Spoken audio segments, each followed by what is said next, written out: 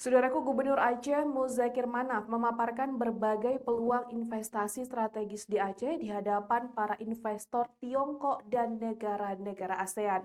Berikut informasi selengkapnya.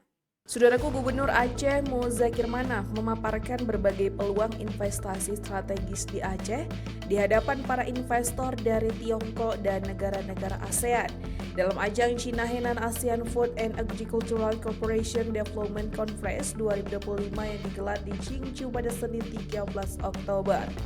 Dalam forum internasional tersebut, Muzakir Manaf atau yang akrab disapa Mualim menekankan pentingnya kolaborasi konkret antar negara untuk memperkuat ketahanan pangan dan mendorong investasi berkelanjutan. Salah satu agenda utama acara itu adalah penandatanganan nota kesepahaman antara Badan Usaha Milik Daerah atau BUMD Aceh, PT Pembangunan Aceh atau PEMA dengan perusahaan teknologi asal Henan Yongki Holding Green Technology. Kemitraan tersebut difokuskan pada pembangunan kawasan industri unggas dan telur berteknologi tinggi serta ramah lingkungan di Aceh.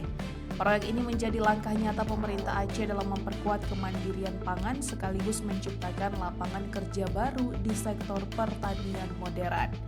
Mualim menyampaikan bahwa konferensi tersebut bukan sekedar wadah diskusi, melainkan katalisator untuk mewujudkan tindakan nyata. Ia menilai kerjasama antara PEMA dan Yongki Holding merupakan contoh kolaborasi bermanfaat yang diharapkan mampu meningkatkan produktivitas, mempercepat transfer teknologi, serta memperluas jejaring ekonomi Aceh di tingkat internasional. Selain memaparkan potensi agribisnis, Gubernur Aceh juga memperkenalkan kekayaan sumber daya alam Aceh yang melimpah, seperti emas, tembaga, besi, dan batu bara, serta peluang investasi di sektor minyak dan gas bumi yang menjadi salah satu pilar utama ekonomi daerah tersebut. Mualim juga menegaskan komitmen pemerintah Aceh untuk menciptakan iklim investasi yang sehat, transparan, dan berkelanjutan dengan dukungan penuh dari regulasi serta kebijakan pemerintah pusat.